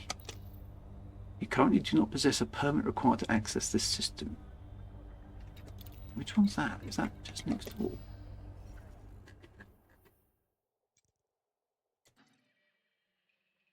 Okay, let's next jump on the plotted route.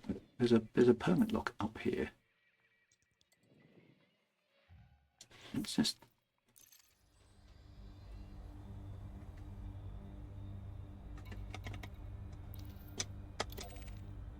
Let's just lock the destination on that. Where's this permit lock system? Why would there be a permit lock all the way out here? I can go there. I can go there.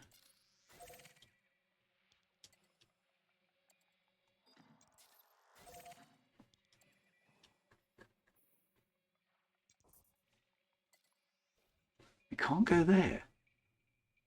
So this system is permit locked.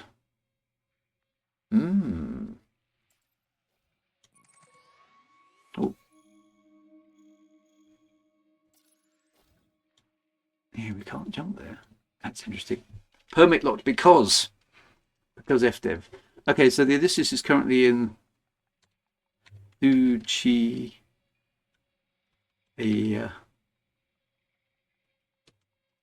MTQ E58. Which hopefully is a bit closer than that. Okay, reckon. Why would it be 27 jumps back now? Anyway, okay, we're going to get a move on then. Get over there. Frameshift drive charging.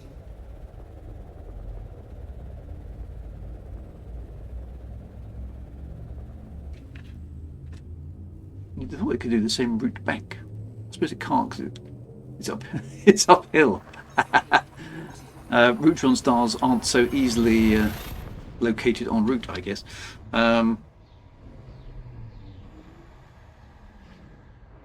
Isn't it? It's not just a jump to the left. Yeah, it's uphill. Yeah, it's against the wind as well.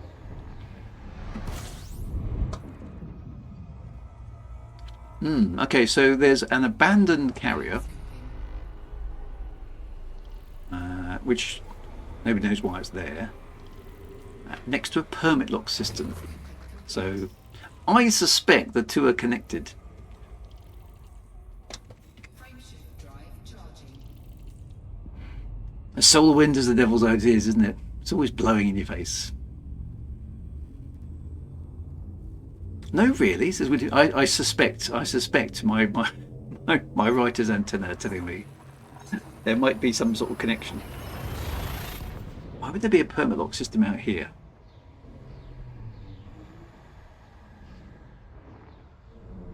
And who controls the permit locks? How does that work? That's a question that's never been answered effectively. Because in the original law, permit locks were applied by the Pilots Federation because your hyperdrive computer had all its routes programmed into it. So they could switch on and off access to systems. So that gave them huge amounts of economic power potentially, because they could block stuff. But it doesn't make a lot of sense for them to be putting permit locks all the way out here, does it? Frameshift drive charging. In some ways, it'd be better if FDev could come up with unspecified hyperspace destination lock error or something like that. In ED Astro, you can see that permit lock if you turn on the regions. Okay.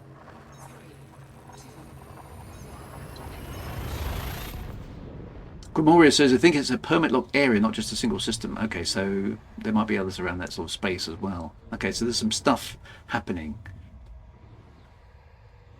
Is it Raxler? Or one of these days it's going to be Raxler, and we're going to go, oh, there it was. Fuel scooping.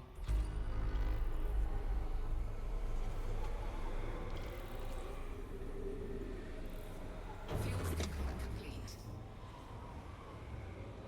That's a big star, that one. We have done Raxler, yeah.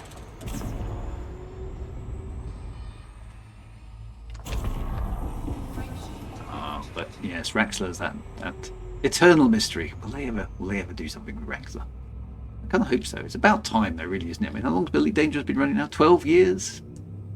I think we deserve another clue, to be honest. It was the friends we met along the way. Maybe it's behind the back of the sofa. Has anybody looked Has anybody looked down the back of the sofa, just in case it's there? Because you never know. Well, my stuff turns up. I'm sure we can drag out another 5 years. Yeah. Well, interesting. I mean, thinking about it, Raxler was...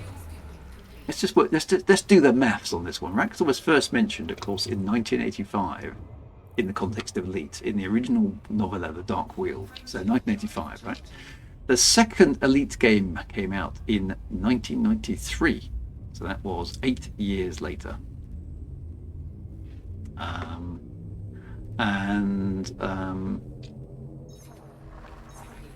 The third Elite game came out in 1995, which was 10 years later. So in fact, there has been more time elapsed from the beginning of Elite Dangerous to where we are now in the entirety of time of the original 3 games. Does that make you feel old? Or such as make you feel faintly alarmed? And the gap, of course, between Frontier First Encounters, which is effectively Elite 3, and Frontier and Elite Dangerous, is, of course, 1995 to 2014, which is 19 years. So, in another 7 years, Elite Dangerous will have been around longer than the gap between Frontier First Encounters and Elite Dangerous itself.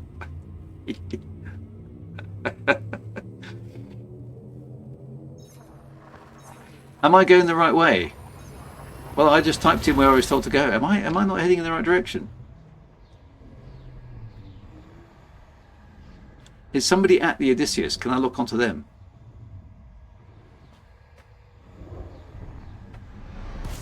Did somebody put me on the wild goose chase? Where am I going? Where? Okay, somebody tell me where this Richard ship is. It's taking me. I don't know where I'm going. Is this where I'm supposed to be? Here?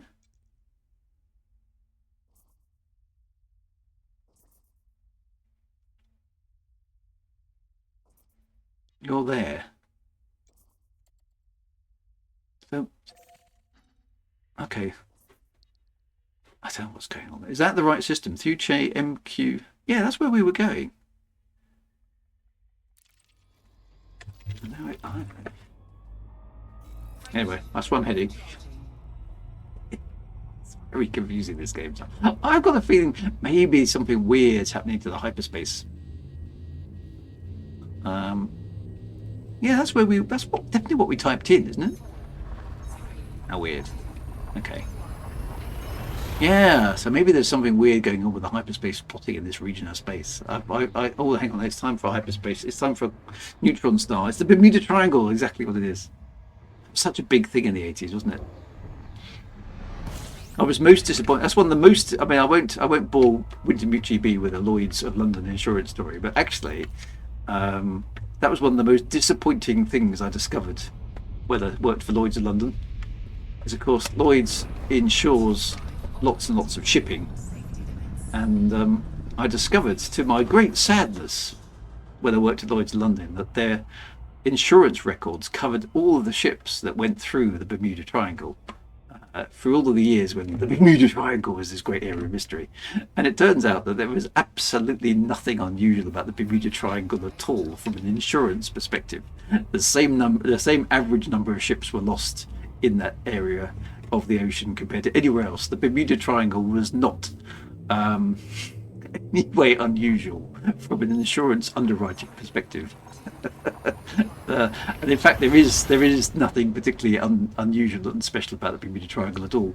It was just one of those things that sounded cool, and clearly somebody in the 70s really hammed it up, turned it into this amazing mystery, which most of us at my age remember. Oh, the Bermuda Triangle, but it was one of those things that means absolutely nothing at all.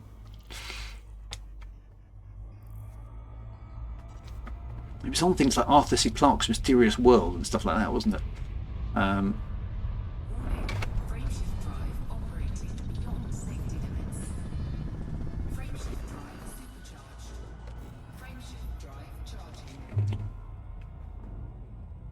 Neutron jumping is cool, isn't it? Lloyd's inshore ships, says WikiBeach. I did not know that. Did you not? Well, I can tell you more stories about Lloyd's if you're interested, WikiBeach. We could have a whole stream devoted to it. They've lost more ships in Area 51 than the Bermuda Triangle. It's now Lloyd's of Earth. Lloyd's of Space. Space Lloyd's.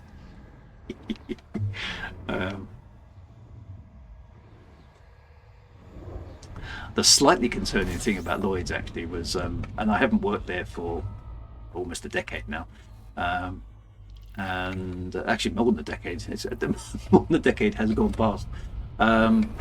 Is that I was the chief information security officer there, and I put in most of the controls. Now, 4 years after I left, they got badly hacked. Oh. Frame shift cancel. Jump exceeds drive fuel use limit. What does that mean? Have I got not enough fuel? Lloyd survived me, I know. Let's replot that. What's going on?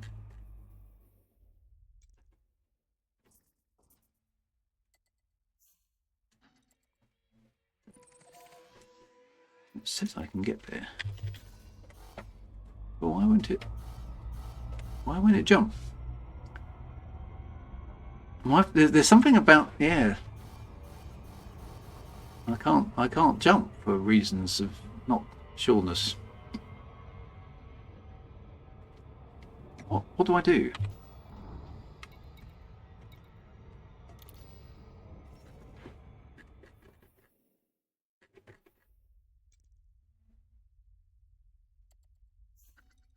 So it knows how much fuel I've got on board, and I've supercharged my system, and it's saying I should be able to jump.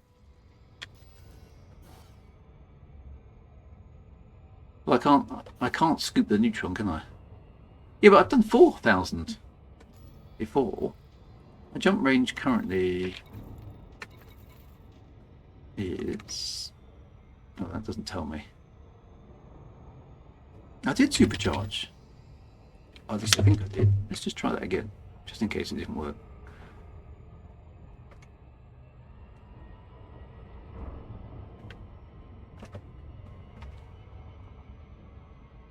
Pretty sure I got the supercharge.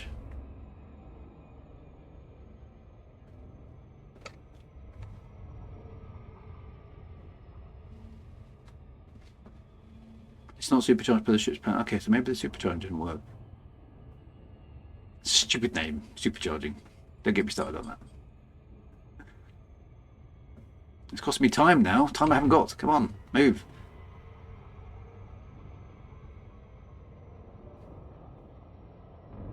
Okay, so for some reason the supercharging didn't stick.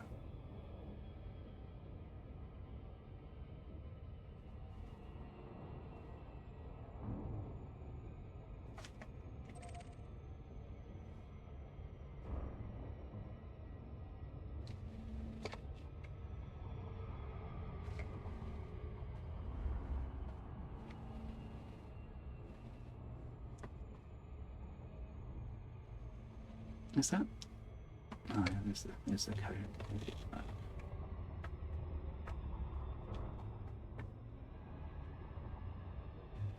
Don't like approaching these things from the distance. It's a bit tricky. Here we go. Yeah, so I'm just trying to figure out what the computer wants is, like you say, the hard part. Here we go.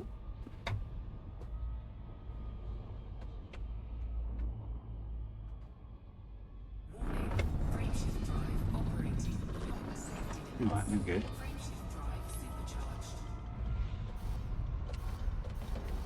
It's not.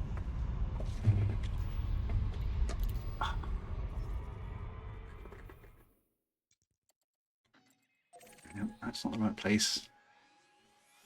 I hate this system sometimes. There it is. Come on, plot. 13 jumps. That's what it says. Go. Yes, finally. That error message isn't particularly helpful, is it? Has any of the DW3 stuff appeared in Metro? Yes, it's all there. It's all emitter elite. Cyber Army's on raid. Cyber Army has arrived. Yeah, I thought I'd supercharged, but obviously I hadn't. So my apologies, that was my mistake. Surprisingly enough. Okay, there's another jump here. I do like neutron jumps. When I get them right.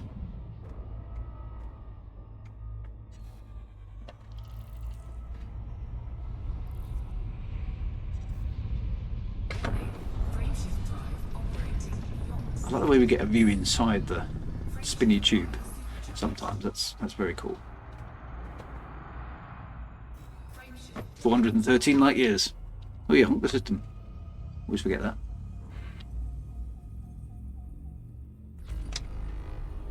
Might as well get a bit of exploration data on the way.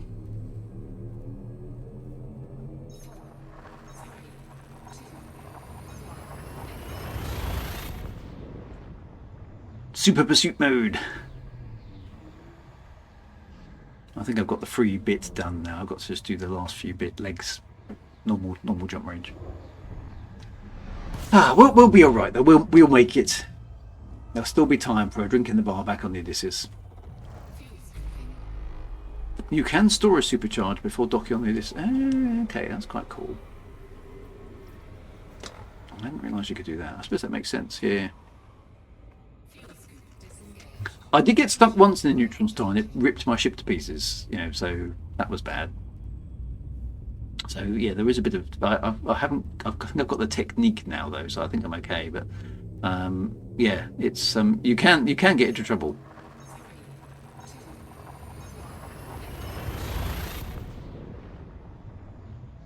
Okay, so NDP is doing better than me. He's showing off here.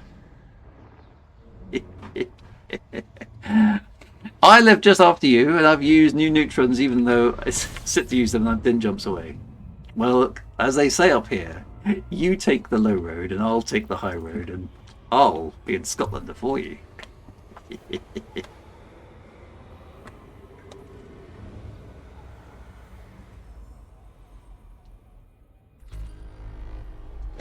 Yeah, so I'm taking the scenic route. I'm giving you the entertainment along the way. You see, that's my job. Well, that's what I like to think is my job. Well, the galaxy looks good from this angle, doesn't it? The race is on. How many jumps? I don't know how many jumps I've got left actually. I can't tell when I'm in Super Cruise, can I? For some reason, the user interface stops working when you're in hyperspace.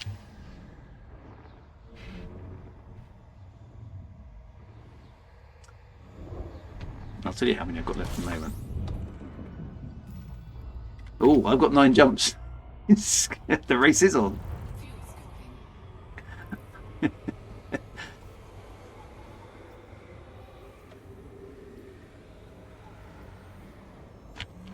I'm going to super boost charge my overway out there. Let's get engage. They say this to Sasnex to confuse them. Drinks are on me, lads. Oh, Cyberdarby's obviously found a way to get some drinks. Oh, I'm hyperspacing. How's Top Shot doing?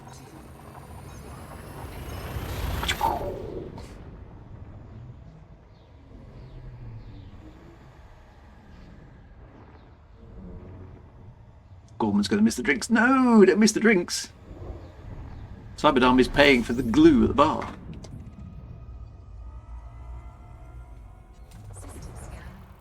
Yes, I suppose we should try and go to the roof of the galaxy at some point in the Caspian, see how far up you can actually get it.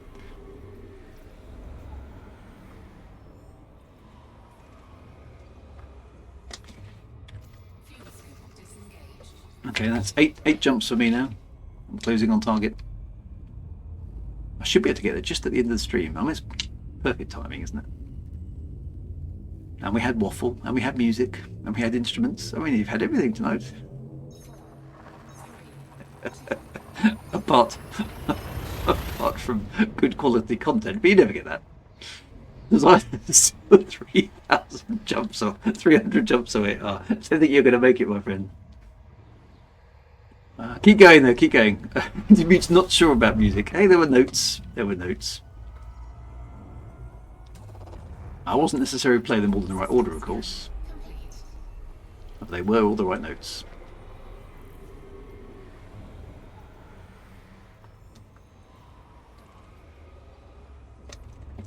If you're particularly unlucky, I'll play you my AY38910 version of Outrun, the theme tune from that. That'll do you in. All right, 7 jumps. Oh, Andy P's, I think a tiny little bit ahead of me. What is your favourite brand of glue? Now, okay, so Loctite, that's super glue, isn't it? I don't like super glue. Super glue and me do not get on. Whenever I do anything with super glue, I always get some on my fingers, and it turns into like an extra layer of skin. So no, not Loctite. I don't like super glue at all. That stuff is dangerous. I tell you what I do like. I quite like Copydex, just because I like the smell. And not it's particularly good glue, but Copydex has got a nice, yeah, that's quite a nice smell. A wood glue, yeah, wood glue's alright because yeah, that sort of smells like woodworking, doesn't it? What else is there? What was the squidgy transparent stuff we used to use at school in those squidgy bottles? Those were quite good. Gorilla Glue. Okay, Gorilla Glue's quite good, yes. Araldite. Now there's a glue. Okay, now if you want clear PVA, yes, that's the stuff. We used to eat that at school. That probably explains a lot. Yoo-hoo glue, yes. What happened to that? Gloy glue, that was right. Yeah, all those things. Well done for remembering. Araldite though. Now Araldite. Now there's a glue. Okay, you mix 2 separate tubes together, and it turns into this gooey, sticky mess that sets insanely hard. But you have to hold the thing. Well, if you're gluing with Araldite, you have to hold the thing in the position you want it to set for about half an hour before it. Now, okay, so now we're branching out into epoxies. Is there a difference? Yeah, that I would understand anyway, between epoxies and glue.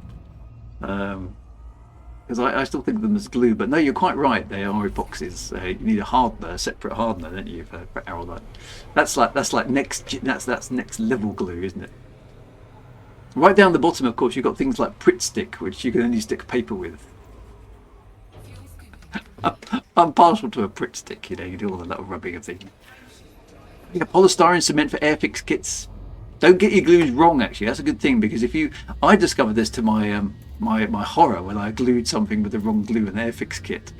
And I can't remember what glue it was now, but basically my airfix model began to dissolve because the glue basically ate it.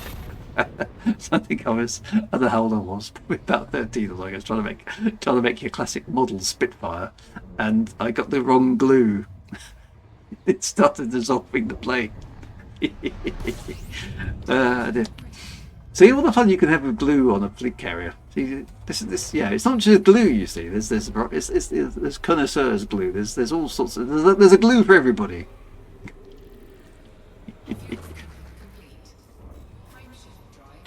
Right, 3 jumps. How you doing? Top Shot? Where are you? We went from elite dangerous to a special interest. Yes, that's right. Glue is great. Who needs beer? Yeah. Well, maybe you can get a glass of watered down beer. Yeah, basically a beer mixer, like a glue mixer.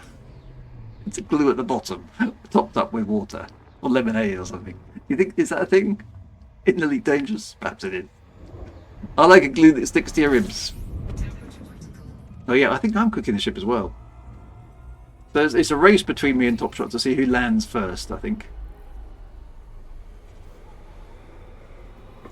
I'm 2 jumps out now. I'm now cooking my ship. Oh, is she going to be doing some damage? Oh, next jump for me is the carrier. No, Andy P's ahead of me. Oh no, Top Shot's 3 jumps. Andy P is ahead of me, but Top Shot. Okay, so Andy P looks like he's going to get first place.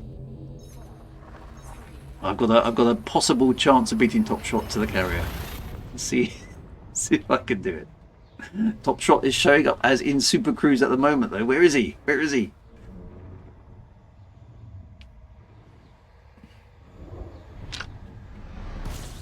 here I am. I'm just going to go for it.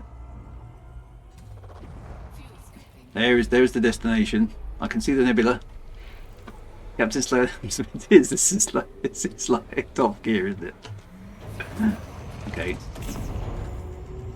Away from the star. Right, this is my last jump. I'm coming in. The Top Shot's going around the stars now. But the text chat is a few moments behind actual reality. Here we go. Charging. Come on. Go.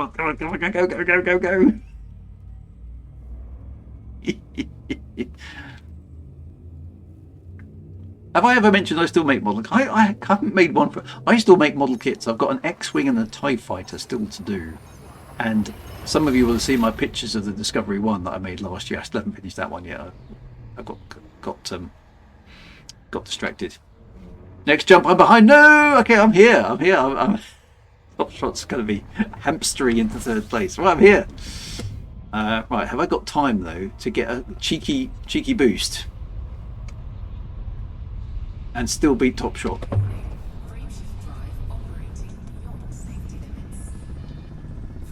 I have got the supercharge. There's the D7. There's the Odysseus. I'm pointing in the wrong direction. Super cruise it.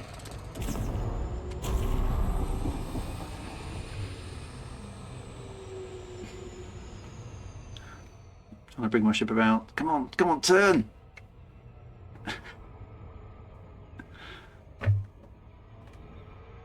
I know this Top Shot's just come out of. There he is. I think I've overcooked it. No, I've overcooked it. And that's a dangerous thing to do. I've looped and shamed it. No. Oh, I'm too close. Too close to the thingy.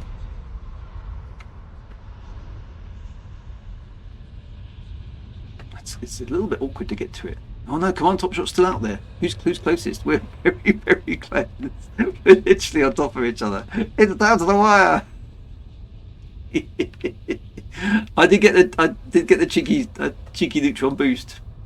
He's gonna get the drop just ahead of me. No. 2 seconds apart. Right, boost. Who's gonna win? I've got a docking request. Where's my pad? Anyone see my pad? I'm looking for pad 5. Where's pad 5? Is that pad 5? There it is. Where is Top Shot? I'm coming in hot. Full boost. Right, throttle back, Drew. Don't overcook it. Otherwise I've lost. I've got one shot at this. I've got to come in fast. Woo! It's way too fast. Where is he? Where's Top Shot? No! Back up! Down! No, forward! Yes! Where's Top Shot? Has he landed? Who won? He says, who won? Does anybody know? It's like there's milliseconds between there.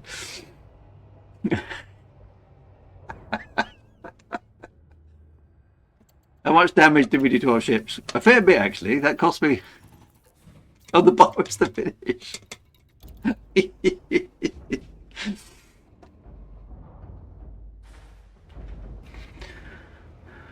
I didn't have permission to buzz the tower.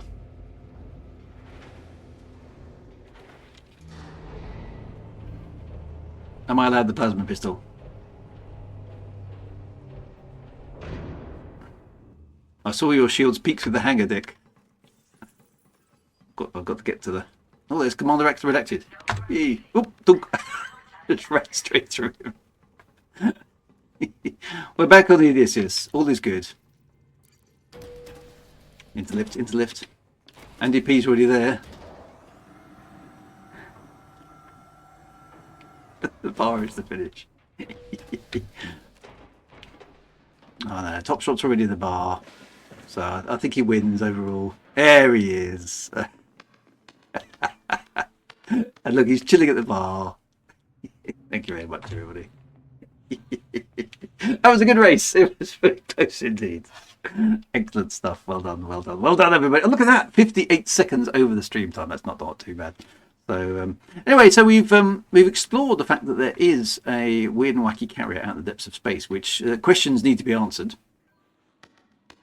That was a bit of a Top Gear moment, that wasn't it? Yes, indeed.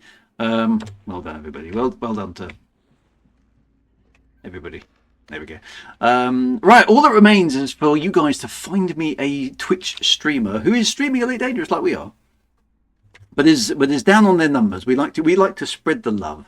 So find me a Twitch streamer who is streaming Elite Dangerous. Needs to be the right one. Who try Old Man That Games. Okay, let's try that. Old Man That. Oh, that games. Yeah, are they live? Are they live right now? No, he's offline. He's offline. No one is streaming a leak like you do. Thanks. I think. Okay, no, Old Man That Games is offline at the moment. He's not streaming currently. We've got Slamscape. We've got Stargoid. I don't know how many. Oh no, the Old Man That Games is online. We've got Slamscape, but I think we Old Man Gaming is a Frontier partner. I can see him there. For some reason, Old Man That Games didn't show up. Let's do that. Okay, I'll send you over there. That's a good one. Let's do that. Raid the Old Man That Games. That's what it is. The Old Man. You just changed your name. Games. Right. I'm going to send you over there, my friends. Have a great week. Monday we'll be starting a new retro game, so keep an eye out for that, and I will see you soon. Be good. Take it easy. That's a good one. We've got to get rid of the bodies, then you've got to slop up all